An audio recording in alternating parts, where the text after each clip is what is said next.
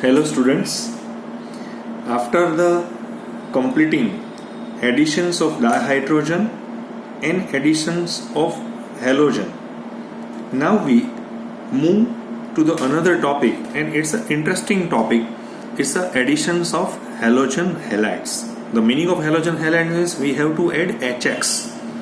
In the case of HX, we have to use HCl or HBr or HI, right? So in the case of additions of halogen acids, alkenes reacts with halogen acid and to form alkyl halides, or sometimes called as a monohaloalkanes too. For example, if ethene is react with hydrogen bromide, so addition of hydrogen bromide, so addition of hydrogen and bromine, so we get a product is bromoethane or ethyl bromide. The order of the reactivity of this halogen halide in these reactions is like that: HI, HBr and HCl. Why this particular? Because in the case of HI, the rate of reaction is quite good, quite fast as compared to the HBr, because the bond dissociation energy of this HI is 300 kilojoule per mole. It means that it required 300 kilojoule per mole to break HI. But in case of HBr, it's required 360 because the size of bromine compared to the iodine is smaller in nature. And in the case of HCl is 430. So it means that there is a little bit harsh conditions that we have to use in the case of HCl, and the condition is mild from HBr to HI. So these are the order of the reactivity of the halogen acid in these reactions. The actual product here, the formed, is however depends upon the whether the alkene is symmetrical in nature or asymmetrical in nature. So what's the point, symmetric or asymmetric? For example, CH2 double bond CH2. This CH2 double bond CH2 is a symmetric in nature. Okay, why symmetric in nature? Because the positions of or the atoms or the arrangement of the atoms in this double bond, the same arrangement. So like in the case of CSO, so in the case of CSO, both are the symmetric in nature. So when it reacts with the hydrogen bromide, some assumptions like that: hydrogen is attached to this CH2 and bromine is attached to this CH2, we get the product CH3CH2Br. Or the vice versa, if hydrogen is attached with this CH2 and bromine is the product is same. So when additions to the symmetric alkenes like that butene when reacts with hydrochloric acid, so either the additions of hydrogen and chlorine or hydrogen and chlorine, we get the same product 2-chlorobutane. So when the alkene is symmetrical, only one product is theoretically possible. Okay, so what is the mechanisms behind this additions reactions of halogen acids? Like the additions of halogen halides to alkene is also an electrophilic addition reactions.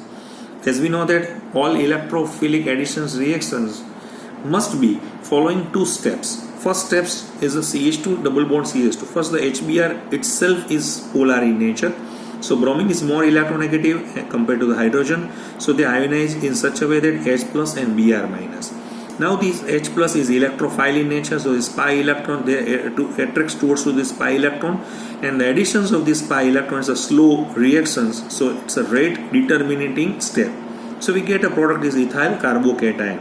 After the ethyl carbocation, when it reacts with bromine, because Br minus is now nucleophile, so this nucleophilic attack is always fast in nature, so it's not a rate determining step in these reactions.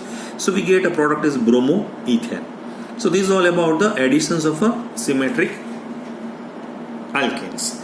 Now we switch over to the additions to the unsymmetric alkane. This is the most important and mostly asked in our entrance examinations like JEE, NEET, whatever the examinations, either good set or what, right? So they ask the questions from these additions to the unsymmetric alkenes. When the alkenes is unsymmetric, for example, this propene is unsymmetric in nature, yes, because the positions from this double bond CH3 CH group and CH2, so they are different in nature, so it means that they are unsymmetrical in nature. So theoretically there are two products are possible. For example, the additions of HBr to propene in dark and absence of peroxides, they gives two products. But actually, experimentally, it has been found that under these conditions, the major product is 2-bromopropane. The major product is 2-bromopropane and the minor product is 1-bromopropane. For example, if bromine is attached with this CH, 2-bromopropane, bromine is attached with 1-bromo. Theoretically 2 products, but experimentally this one is major in nature and this one is minor in nature. One scientist, Markovnikov, a Russian chemist, studied a large number of such addition reactions and he postulated an empirical rule in 1869. In 1869, this rule, which is known after his name, is Markovnikov rules. What is the rule? Mind well, the additions of unsymmetrical reagents. H2 is unsymmetrical? No. H2 is a homolytic reagent. HH both are same. X2? No. They are symmetrical. HCl? Yes, definitely HX is unsymmetrical. In future, water is also unsymmetrical. HO is also unsymmetrical. So these unsymmetrical reagents, additions of these unsymmetrical reagents to unsymmetrical alkenes, so both are unsymmetrical in nature. So they occurs in such a way that the negative part of the adding molecule, here the negative part of the adding molecule is bromine, right? So this negative part of the adding molecule goes to that carbon atom of the double bond, which carries lesser number of hydrogen atoms. So this carbon having a lesser number of hydrogen atom, so bromine is attached with the carbon and this hydrogen is attached with CH3, so we get a major product. Okay, the statement which can be given by a Markovnikov. So this rule is sometimes called as a Markovnikov rule. But what is the theoretical explanations of this Markovnikov rule? As we know that the additions of this unsymmetrical reagents into unsymmetrical alkenes, so it's a electrophilic addition reactions. During these additions of HBr to propene, for example, if I take a HBr to propene, the first step involves the additions of a proton, so we have to add H plus. So there are addition at C1 carbon, so it's like that, CH3 CH plus CH3. Here the other possibility is addition at C2 carbon, so it's a slow in nature. Because both steps are slow in nature, we get a primary carbocation. As we know that in our prior GOC portion, secondary carbocation is more stable than the primary carbocation due to the inductive effect as well as hyperconjugation. Because here 6 plus 1 7 hyperconjugative structure, here 2 plus 1 3 hyperconjugative structure, here 2 methyl electron donating group, here 1 ethyl is an electron donating group. So secondary carbocation is more stable, primary carbocation is less stable. Now the bromine is attached with nucleophile, is attached with secondary carbocation, so we get a major product because it's a more stable product, and minor product, it's a 1-bromopropane. Because secondary carbocation is more stable than the primary carbocation, therefore this carbocation is predominantly formed, and this carbocation then rapidly undergoes this nucleophilic attack by bromide ion. So 2-bromopropane is the major product. Thus Markovnikov additions reactions occurs through a more stable carbocation intermediate. So this is about the Markovnikov rule. Now we move to the another and interesting point is like that.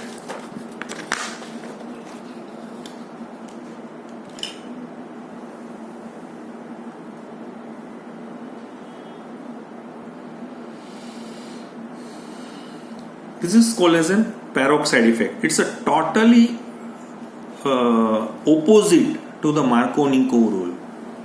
This effect is peroxide effect. Mind well. It may be noted that Markovnikov rule is not always followed. Sometimes Markovnikov rule is not always followed. In presence of peroxide, prior reactions in a dark state and absence of peroxide. But if we perform these reactions in presence of peroxide, what is peroxide compounds? Hydrogen peroxide, benzoyl peroxides, because they are the initiator, right? So the additions but here these reactions, when propene is reacts with HBr, So it's a asymmetric, definitely asymmetric. So 2-bromopropane is our major product? No. But in these reactions, 1-bromopropane is major product due to the presence of this peroxide group. So this rule is also called as an anti-Markovnikov addition. So it's an anti of Markovnikov addition. This effect firstly observed by M.S. Kharas, or sometimes called as Khars too, and F.R. Mayo in 1930, because they are the these scientists belongs to the University of Chicago. So they firstly observed this effect. So that's why sometimes this peroxide effect is also called as an Kharas effect too, right? So what is in this effect? So firstly, this effect is only and only valid for HBr. Mind well, this effect is not observed in HCl or HI. It's a most important topic. If we take a HCl or HI in presence of peroxide, definitely we get a same product, Markovnikov product, not anti-Markovnikov product. So what's the logic behind that? So that this logic, which can be understood with the help of mechanism. The additions of HBr to alkenes in presence of peroxides by a free radical mechanism, while the prior one is a electrophilic addition reactions via carbocation. So here the mechanism is gone through by a free radical process. So first step, because always in the case of a free radical mechanism, mostly free radical mechanisms following 3 steps. First is the initiation, means to start. If we have a benzoyl peroxide, so the oxidation state of oxygen is always peroxide compound is -1 in nature, and the tendency of this oxygen to gain a 1 electron, because the stable oxidation position of oxygen is -2. That's why 1 electron move to this CO and the remaining electron is also moved to the CO. So we get a benzoyl free radical, right? As we know that free radical they are less stable and they are highly active in nature. So it's converted into C6H5 dot and CO2. Now this is C6H5 free radical, and HBr, when it reacts with HBr, so this H is attached with the C6H5 and converted into C6H6, and Br as a free radical they are formed. So first step, initiation stage, is to form a Br as a free radical. Now the next step is propagation, which consists 2 steps. During the first step, a bromine, a free radical, which can be formed with the help of this initiation stage. This bromine adds to double bond in such a way to give the more stable secondary free radical. Okay, this is secondary free radical. So once again the mechanism is like that. CH3 CH double bond CH2, when reacts with bromine, the bromine adds to the double bond in such a way to give a more stable free radical. In second step, this now free radical is attached with a H, and Br is now the form as a free radical. In the second step, the free radical thus produce abstract of this H free radical from HBr and complete the addition reactions. So we get a product is 1-bromopropane. The product is like that, 1-bromopropane. So now 1-bromopropane is our major product. Now the termination step is the last step. Now the further in these reactions, lots of amounts of bromine free radical is produced. Now they join with each other and convert into bromine.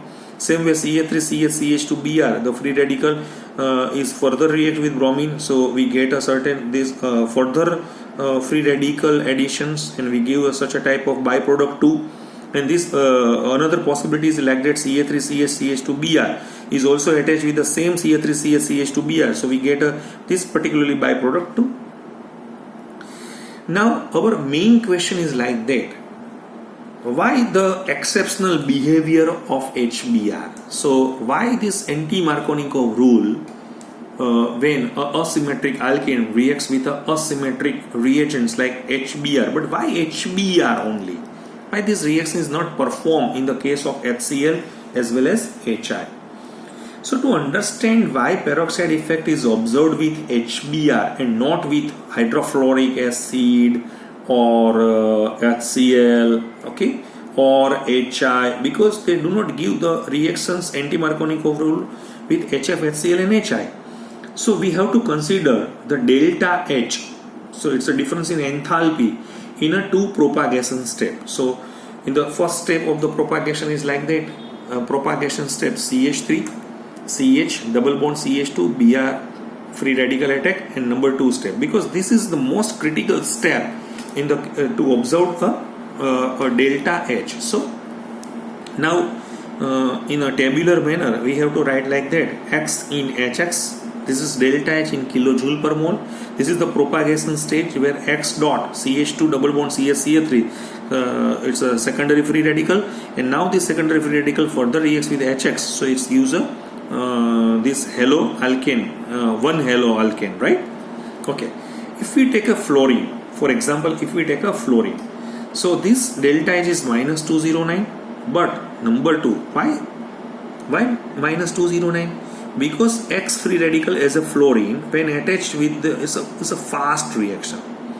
But if we remove the X, or if we further HX, because the bond dissociation energy of HF is quite higher in nature, so it's plus 159. So it's a exothermic reaction, but this is endothermic reactions. But in case of chlorine, definitely minus 101, because the size of chlorine is higher compared to the fluorine, but in this case is plus 27.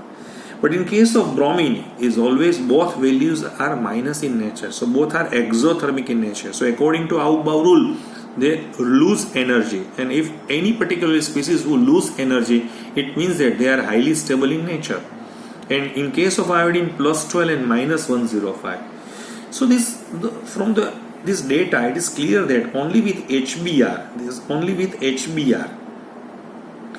both steps are exothermic. Hence the peroxide effect is observed with HCl or HF. The peroxide effect is not observed because the second step involving reactions of carbon radical with, in the case of HCl or in the case of HF, is endothermic. Further, the peroxide effect is also not observed with HI because the first step involving in the addition of iodine is endothermic. Only and only case of bromine you observe both steps are